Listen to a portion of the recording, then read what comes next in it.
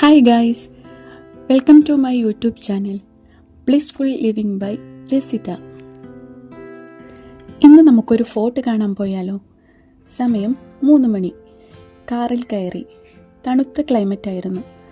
Petrol കുറവായതിനാൽ Indian oil കയറി petrol അടിച്ചു. ഇവിടെ കയറിയപ്പോൾ എനിക്ക് പെട്ടെന്ന് ഓർമ്മ വന്നത് കഴിഞ്ഞ ആഴ്ച ഞങ്ങൾ വാസ്കോയുടെ അടുത്തുള്ള ഒരു പെട്രോൾ പമ്പിൽ കയറി പെട്രോൾ അടിക്കാൻ പറഞ്ഞപ്പോൾ ഫസ്റ്റ് പേ ചെയ്യണമെന്ന് പറഞ്ഞു. പേ ചെയ്ത് കഴിഞ്ഞാലേ പെട്രോൾ അടിക്കുള്ളൂ. അങ്ങനെ പേ ചെയ്ത് കഴിഞ്ഞപ്പോഴാണ് അവർ പെട്രോൾ അടിച്ചത്. ഫസ്റ്റ് ടൈമാണ് ഇങ്ങനെ ഒരു അനുഭവം. നിങ്ങൾക്കുണ്ടായിട്ടുണ്ടോ ഇതുപോലെ? അങ്ങനെ പെട്രോൾ അടിച്ച് അവിടെ നിന്ന് ഇറങ്ങി. വീണ്ടും എനിക്ക് പറയാതിരിക്കാൻ വയ്യ ഗോവയിലെ റോഡിനെ കുറിച്ച്. അത്രയ്ക്ക് നല്ലതാണ്. പിന്നെ ട്രാഫിക്കും കുറവാണ്.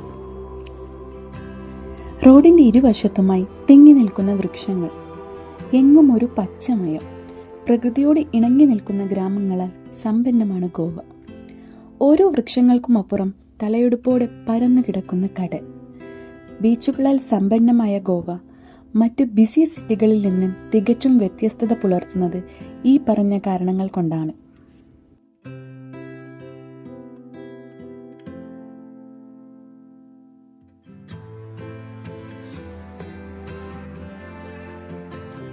അപ്പോൾ നമ്മൾ ഇന്ന് കാണാൻ പോകുന്ന ഫോർട്ടിൻ്റെ പേരാണ് റീസ് മാഗോസ് ഫോർട്ട്. നോർത്ത് ഗോവയിലെ ബാർഡസിലാണ് ഈ ഫോർട്ട് ഉള്ളത്.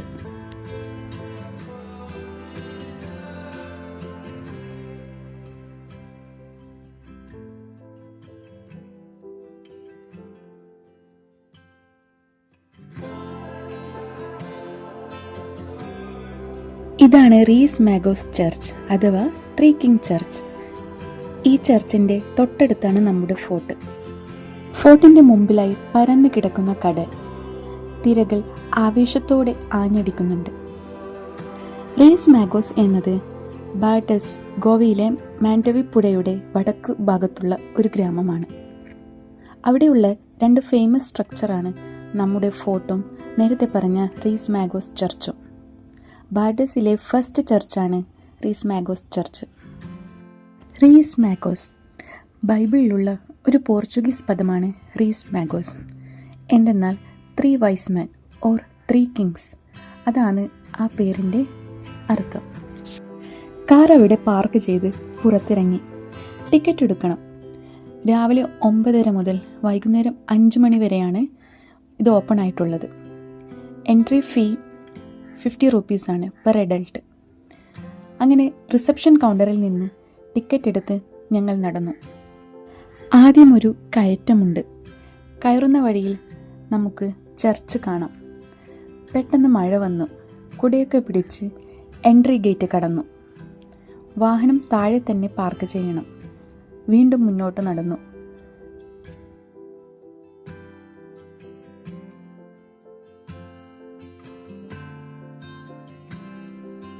പോകുന്ന വഴിയിൽ സൈഡിലായി തെങ്ങും മറ്റ് പലതരം മരങ്ങളുമുണ്ട്. മഴ പെയ്തതുകൊണ്ട് തന്നെ ചെറിയ വഴുക്കലുണ്ടായിരുന്നു. ആരവ് നടക്കാൻ തുടങ്ങി. ആദ്യ ആണയിൽ ഓട്ടവും. മഴ പെട്ടെന്ന് തന്നെ മാറി. മഴ പെയ്തതുകൊണ്ട് തന്നെ നടക്കാൻ നല്ല രസമായിരുന്നു. മഴത്തുള്ളികൾ ചില്ലയിലെ ഇലകളിൽ അങ്ങനെ തുള്ളിക്കളിക്കുന്നു. നമ്മളെ നോക്കി പുഞ്ചിരി തൂകി. എന്നിട്ട് പറഞ്ഞു, വെൽക്കം ടു റീസ് മാഗോസ് ഫോർട്ട്.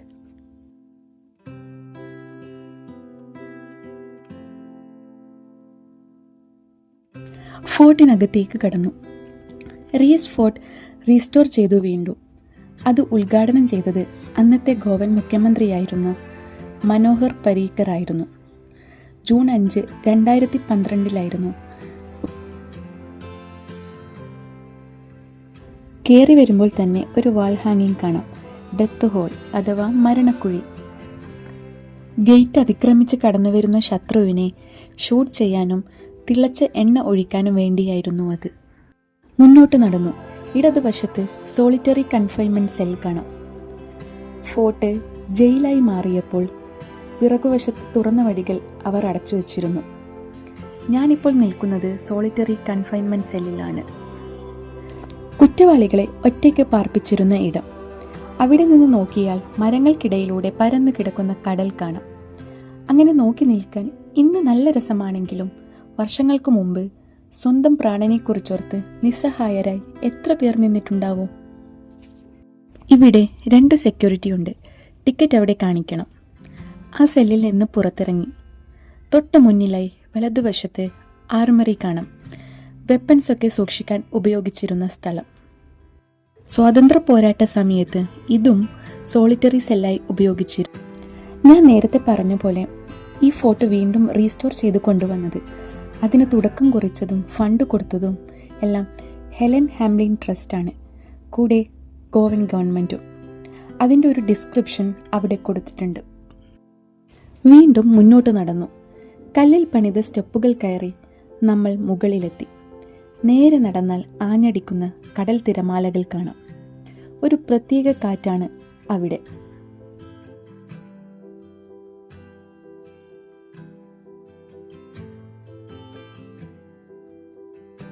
അവിടെ നിന്ന് 2 ഫോട്ടോസൊക്കെ എടുത്ത് ഒരു റൂമിലേക്ക് കയറി.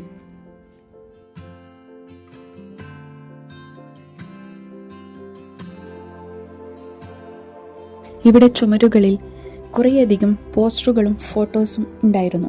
എന്തിനെക്കുറിച്ചെന്നാൽ ഗോവയുടെ ലിബറേഷൻ ഡേ കുറിച്ച്, പോർച്ചുഗൽ റൂളിൻ്റെ എൻഡിനെ കുറിച്ച്, പിന്നെ സത്യാഗ്രഹ ഫ്രീഡം ഫൈറ്റേഴ്സിനെ കുറിച്ച്, ഫോർട്ടിൻ്റെ ഹിസ്റ്ററി, അതേപോലെ തന്നെ ഗോവൻ ലിബറേഷൻ ഓപ്പറേഷൻ, അതിൽ ഇന്ത്യൻ നേവിയുടെ റോൾ, അങ്ങനെ എല്ലാം ഡീറ്റെയിൽ ആയി കൊടുത്തിട്ടുണ്ട്. ശരിക്കും നമുക്ക് വായിച്ച് മനസ്സിലാക്കാൻ പറ്റും.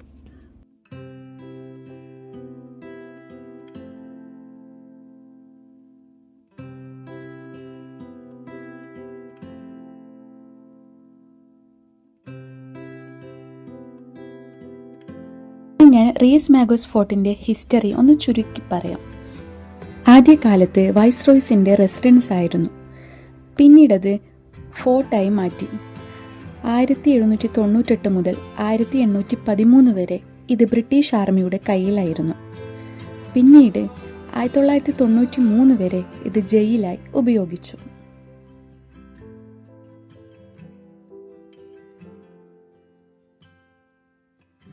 റൂമിൻ്റെ എല്ലാ സൈഡിലും ഓപ്പണിംഗ് ഉണ്ട്. തടവറ പോലത്തെ റൂമുകളാണ് എല്ലാം. എത്ര ദൂരത്തേക്കും നമുക്ക് കാണാൻ പറ്റും അതിൽ.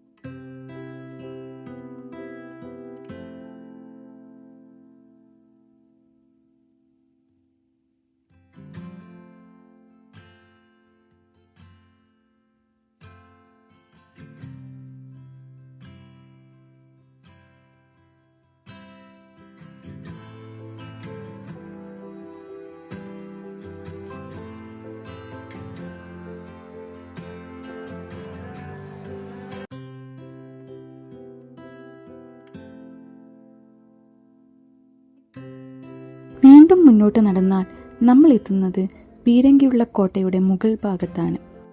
അതിൽ തൂങ്ങരുത്, ഇരിക്കരുത് എന്ന് ബോർഡ് വെച്ചിട്ടുണ്ട്. കണ്ടാൽ 1000 രൂപ ഫൈനുണ്ട്. 33 പീരങ്കികൾ ഇവിടെയുണ്ട് എന്നാണ് ഞാൻ ഗൂഗിൾ നോക്കിയപ്പോൾ കണ്ടത്. അത്രയൊന്നും ഞാൻ കണ്ടില്ല, ഒരു 6-7 എണ്ണം ഞാൻ കണ്ടു. കടൽ മാർഗം വരുന്ന ശത്രുക്കളെ നിരീക്ഷിക്കാനും പൊരുതി കോട്ടയെ സംരക്ഷിക്കാനും ഇത് വളരെ ഉപകാരപ്രദമായിരുന്നു. കൂടുതലായി മാൻഡവി പുഴയിലൂടെ വരുന്ന ആക്രമണത്തെ തടയാൻ ഇതിലൂടെ അന്ന് സാധിച്ചിരുന്നു. ഇവിടത്തെ ചുമരുകൾ, വരാന്ത, തടവറ പോലത്തെ റൂമുകൾ, പിന്നെ അറബിക്കടലും, ഇതൊക്കെ ഈ ഫോർട്ടിന് ഒരു പ്രത്യേക ഭംഗി നൽകുന്നുണ്ട്. ഫോട്ടോസ് എടുക്കാനും പറ്റിയ സ്പോട്ട്. എങ്ങോട്ട് തിരിഞ്ഞാലും സൂപ്പറാണ്. വീണ്ടും ഒരു ചാറ്റൽ മഴ. പീരങ്കികൾക്കിടയിലൂടെ ചാറ്റൽ മഴയും കൊണ്ട് ഞാൻ നടന്നു.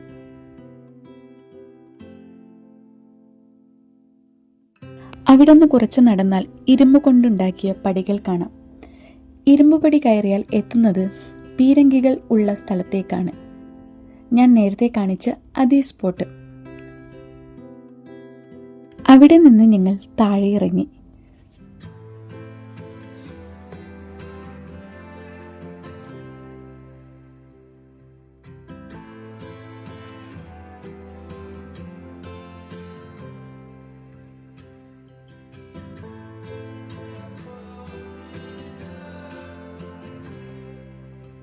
നേരെ പോയത് റീസ് മാഗോസ് ഫോർട്ടിൻ്റെ മരത്തിൽ തീർത്ത 3D ഡിസൈനുള്ള റൂമിലേക്കായിരുന്നു.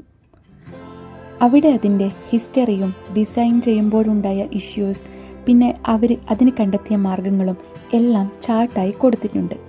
ഒരു യുണീക്ക് ആർക്കിടെക്ചറൽ സ്റ്റൈലാണ് ഈ ഫോർട്ടിന്.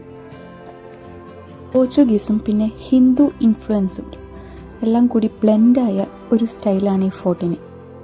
ലാറ്ററൈറ്റ് സ്റ്റോൺ വെച്ചാണ് ഫോർട്ട് ആദ്യം പണിതത്. റെക്റ്റാങ്കിളാണ് ഫോർട്ടിൻ്റെ ഷേപ്പ്. നല്ല ഉറപ്പുള്ള ചുമരുകളാണ്. അന്ന് അപകടം വരുന്നുണ്ടോ എന്ന് നിരീക്ഷിച്ചിരുന്ന വാച്ച് ടവേഴ്സ്. ഈ ഫോർട്ടിന് 2 ലെവലുണ്ട്, അപ്പർ ലെവലും ലോവർ ലെവലും.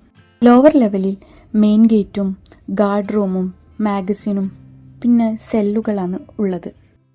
അപ്പർ ലെവലാവട്ടെ റെസിഡൻസും പിന്നെ കുറച്ച് ഗാലറീസും.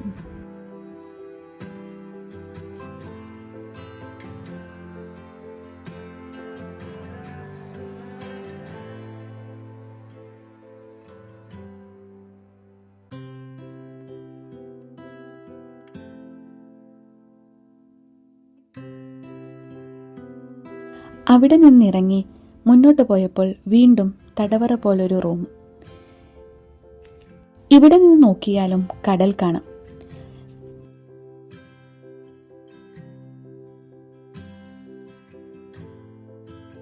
ഇവിടെയും പലതരം ഡ്രോയിങ്സ് ഉണ്ട്. എല്ലാ ചിത്രങ്ങൾക്കും ഒരു പ്രത്യേകതയുമുണ്ട്.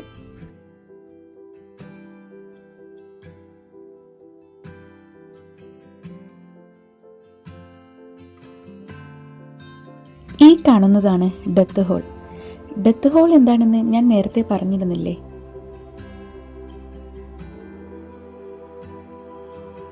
ഇവിടെ നിന്ന് നേരെ എക്സിറ്റിലേക്കുള്ള വഴിയാണ്.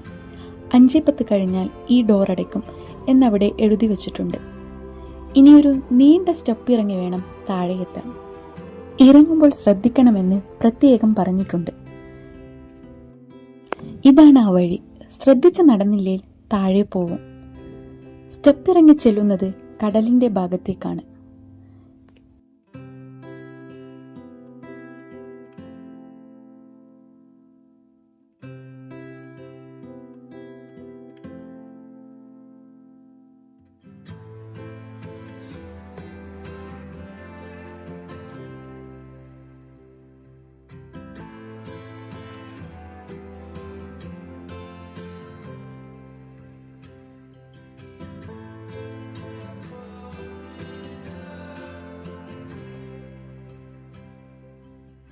ഇവിടെ നിന്നാൽ കടൽ നമ്മുടെ തൊട്ടടുത്ത് കാണാം. തിരമാലകൾ അലയടിക്കുന്ന ശബ്ദം കേൾക്കാം.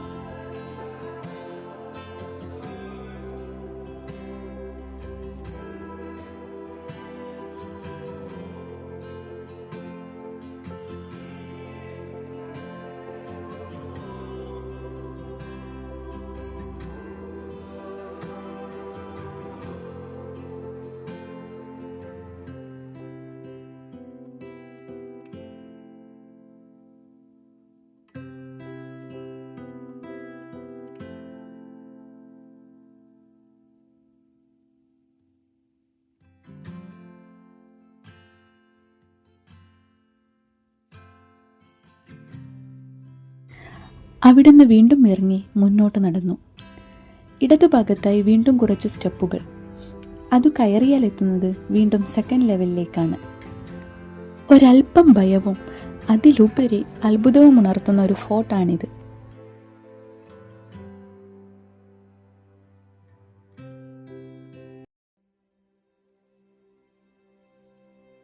പ്രകൃതിയാൽ മൂടപ്പെട്ട സ്ഥലം. ഫോർട്ടിന് കാവലായി നിൽക്കുന്ന കുറ്റം വൃക്ഷങ്ങൾ, ചുറ്റും അലയടിച്ചുല്ലസിക്കുന്ന ആഴക്കടൽ. ഇതിൻ്റെയൊക്കെ നടുവിലായി നമ്മുടെ ഫോർട്ട് അങ്ങനെ തല ഉയർത്തി നിൽക്കുന്നു. അങ്ങനെ ഞങ്ങൾ എക്സിറ്റ് ഗേറ്റ് വഴി പുറത്തിറങ്ങി. ഫോർട്ട് ക്ലോസ് ചെയ്യേണ്ട സമയമായി.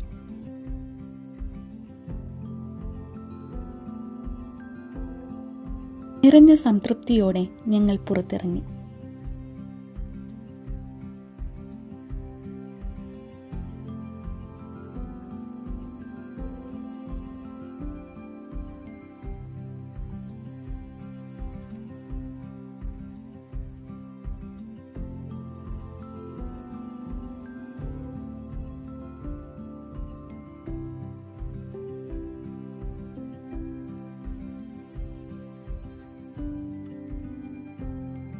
റിസപ്ഷൻ കൗണ്ടറിൻ്റെ അകത്തു കൂടിയാണ് എക്സിറ്റ്.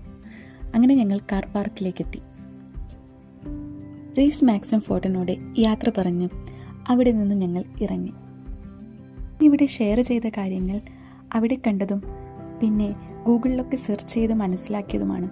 നിങ്ങൾക്കെല്ലാവർക്കും ഈ വീഡിയോ ഇഷ്ടമായി എന്ന് വിചാരിക്കുന്നു. നിങ്ങൾ ഗോവയിൽ വരികയാണെങ്കിൽ തീർച്ചയായും കണ്ടിരിക്കേണ്ട ഒരു സ്പോട്ടാണിത്.